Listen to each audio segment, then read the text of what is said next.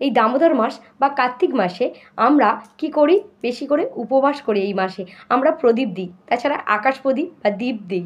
তো এর থেকে বেশি পুণ্য বা ফল আমরা কি করলে লাভ করব, সেটা হচ্ছে এর থেকে 1000 গুণ বেশি আমরা ফল লাভ করতে পারি।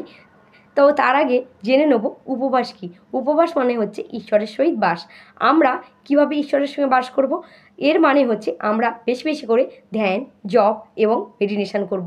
এই ধ্যান, জপ, মেডিটেশন করলে আমরা কিন্তু কয়েক হাজার গুণ বেশি এর থেকে ফল লাভ করতে পারি। যারা উপবাস করছেন, যারা নিরামিষ খাচ্ছেন, যারা প্রদীপ দিচ্ছেন বা আকাশ প্রদীপ দিচ্ছেন, তার থেকেও অনেক গুণ বেশি আপনারা পুণ্যফল লাভ করতে পারেন।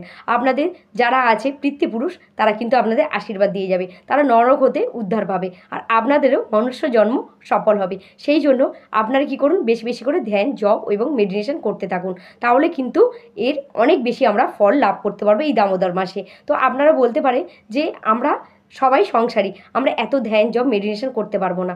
কিন্তু আপনারা ভুলে যাচ্ছেন যে ভগবান শ্রীকৃষ্ণ গীতাতে বলেছিল অর্জুনকে যে তুমি ধ্যানী হও, তুমি যোগ সাধনা করো। এর মানেই হচ্ছে যত বেশি বেশি করে আমরা ভগবানের নাম জপ করব বা ধ্যান করব, মেডিটেশন করব, তাহলেই কিন্তু একমাত্র আমরা ভগবানের পূর্ণ যে নামের যে ফল সেটা লাভ করতে পারবো। আর যখন এই দামোদর মাসে আমরা বেশি বেশি করে ধ্যান জপ করব, তাহলে তার কিছু বলাই নেই।